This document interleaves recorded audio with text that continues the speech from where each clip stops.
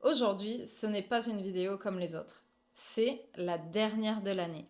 Et pour l'occasion, je tiens entre mes mains cette lettre. Cette lettre qui est encore scellée. Cette lettre que je me suis écrite il y a un an. On peut lire sur la lettre à ouvrir le 25 décembre 2025. Et aujourd'hui, on est le 26 décembre, au moment où je tourne cette vidéo. Cette lettre, je me la suis écrite dans des conditions un petit peu particulières, puisque j'avais ma mère avec moi.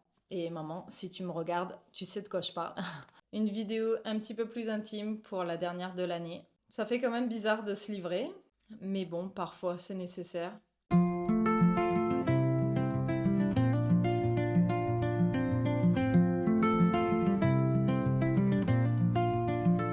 Bonjour à tous et bienvenue sur ma chaîne, je suis Fanny et aujourd'hui c'est l'heure d'ouvrir cette lettre. Donc pas de grand discours, juste une vidéo un peu plus spontanée peut-être que d'habitude. Donc au moment où je tiens cette lettre dans mes mains et où je m'apprête à l'ouvrir, je stresse un petit peu. Parce que je me souviens plus exactement de ce que j'ai écrit dans cette lettre et quel était le but recherché. C'était certainement quelque chose qui nourrissait les espoirs et comment je voyais 2025 se dérouler pour moi. Mais cette lettre, je l'ai écrite à un moment où j'étais en stress, on va se le dire, où j'étais aussi, j'avais peur de l'avenir, tout simplement. Et donc, tout ce qui est écrit dedans, ça vient aussi de ça. En tout cas, c'est l'occasion de l'ouvrir, de la lire à voix haute et d'en tirer quelque chose, de fermer une porte pour laisser la place à de nouvelles choses. Quand on s'écrit une lettre qui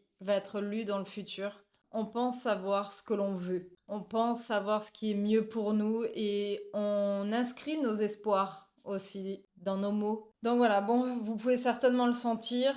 Je suis nerveuse à l'idée d'ouvrir cette lettre. Faisons-le. Ok.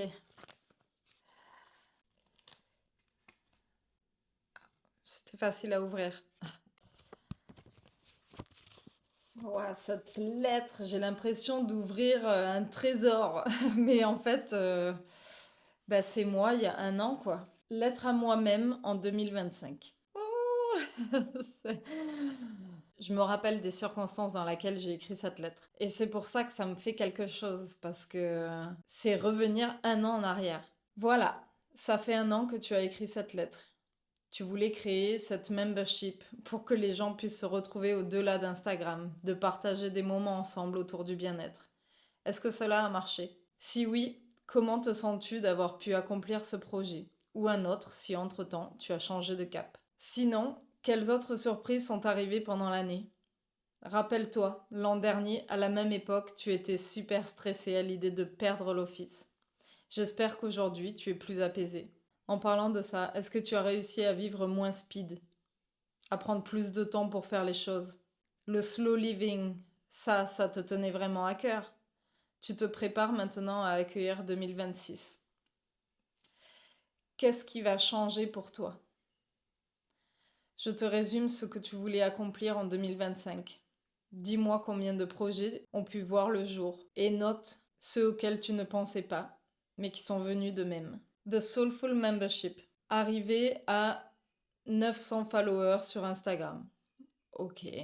Vivre de ton activité. Vivre plus lentement. Faire des workshops tous les mois. Voilà ce que tu as pu accomplir. Quoi qu'il en soit, tu peux être fier de ce que tu as traversé. L'année qui arrive. L'année qui arrive, tu auras 40 ans. Et oui, fais en sorte qu'il soit mémorable. À l'année prochaine. Fanny. Ça fait quelque chose.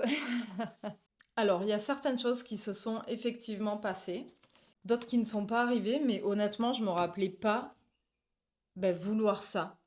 C'est un peu bizarre, mais le point numéro un, donc, d'avoir créé le Soulful Membership, non, c'est toujours pas fait. C'est effectivement une des choses que je voulais mettre en place pendant l'année. de créer une membership où je pourrais partager des newsletters tous les mois sur un thème en particulier pour que les gens puissent travailler sur eux-mêmes chaque mois. Et ça s'est pas fait, mais en fait l'année est passée tellement vite, il y avait d'autres priorités que celle-là. Donc ça s'est pas passé, mais au final, c'est que partie remise. Et d'ailleurs, je continue d'avoir l'idée, mais un petit peu différemment. Peut-être que j'en parlerai dans les mois qui arrivent. On verra ce que 2026 nous réserve. Alors, atteindre 900 followers sur Instagram. Alors ça, je me rappelle pas vouloir ça. Je comprends pas trop d'ailleurs, mais bon. J'étais plus dans une optique à ce moment-là de faire grandir ma pratique et de toucher un maximum de personnes pour que justement l'introspection, la découverte de soi, la thérapie, même si c'est nécessaire, soit plus accessible. Et donc c'était dans cette idée-là de toucher un maximum de personnes. D'ailleurs, je n'y suis toujours pas, mais c'est pas grave en fait. Donc non, je ne suis pas encore à 900. Mais bon, peut-être sur YouTube si vous me donnez de la force. Ensuite, vivre mieux de mon activité. Alors, ce métier-là, aujourd'hui, c'est une reconversion. Ben voilà, une confession que je fais aujourd'hui. J'avais une vie totalement différente et puis en fait j'avais envie de faire ce métier. Mais je voulais faire les choses bien. Je me suis inscrite dans une école privée pour me former à ce métier de psychopraticienne. Ma formation a duré 2 ans et demi, 2 ans pour la certification de psychopraticienne et à côté j'ai fait une spécialité pendant 6 mois qui était l'aide à la parentalité. Parce qu'il faut savoir qu'au moment où je reprenais mes études, je travaillais à plein temps et je suis tombée enceinte. Tout ça, ça a chamboulé un petit peu ma vie aussi, puisque j'ai décidé de me consacrer à ma famille et à mes études. Donc j'ai quitté mon poste et puis la vie a continué et voilà. Donc ma pratique a maintenant quelques années, mais les premières années, mon fils était tout bébé et j'ai passé plus de temps avec lui qu'à développer ma pratique. Maintenant, il est un petit peu plus grand, donc je peux me permettre de passer plus de temps à faire ce métier que j'aime énormément. Vivre plus simplement et plus doucement, plus lentement. Alors, je vis dans une ville qui va à 100 à l'heure.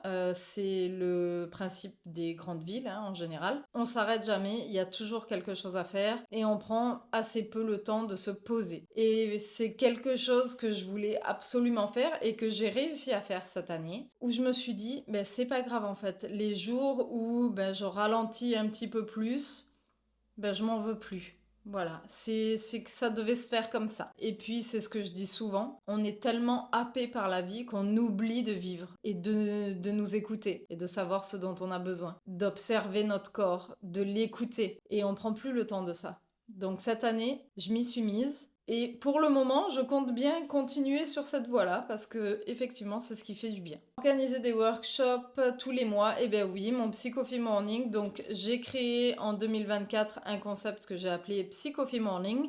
C'est un mélange de thérapie et de cercle de femmes.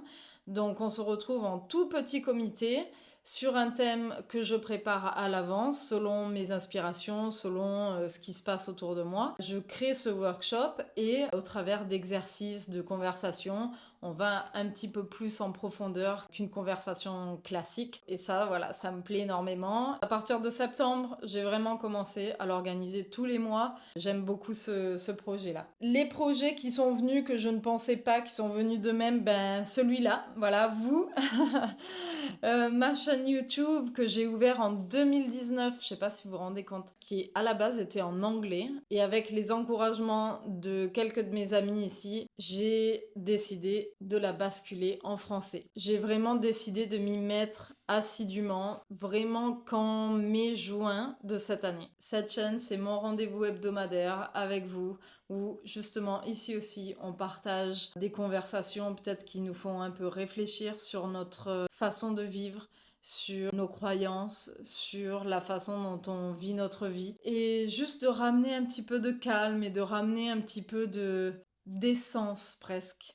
Donc j'en profite pour vous remercier tous pour votre soutien, pour aider cette petite chaîne à grandir et qui sait où ça nous mènera en 2026. Voilà, on laisse ça ouvert. En relisant ces mots, le stress s'est dissipé.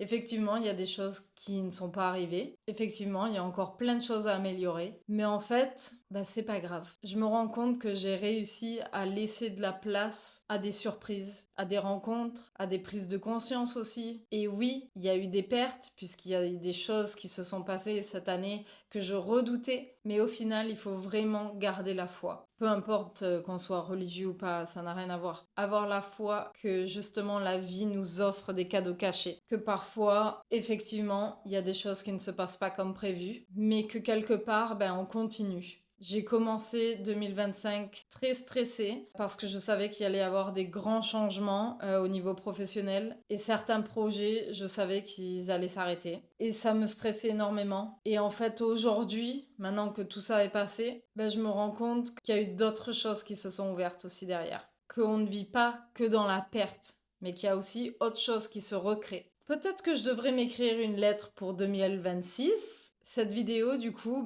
c'est pas une célébration de tout ce que j'ai accompli cette année. C'est plus une acceptation. Voilà, l'acceptation, c'est accepter que certaines graines n'aient pas continué de pousser et de reconnaître que d'autres ont poussé là où je regardais même pas. Donc aujourd'hui, je ne ferme pas l'année avec des résolutions pour 2026. On aura l'occasion d'en reparler la semaine prochaine. Je ferme cette lettre aujourd'hui avec bienveillance, avec respect pour la personne que j'étais au moment où j'ai écrit cette lettre.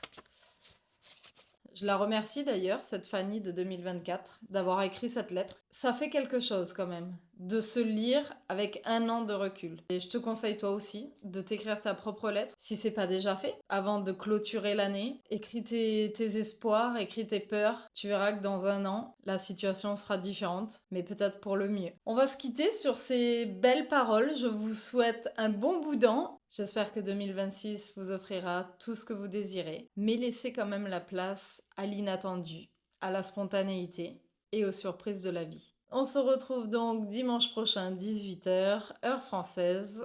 En attendant, prends soin de toi, comme toujours.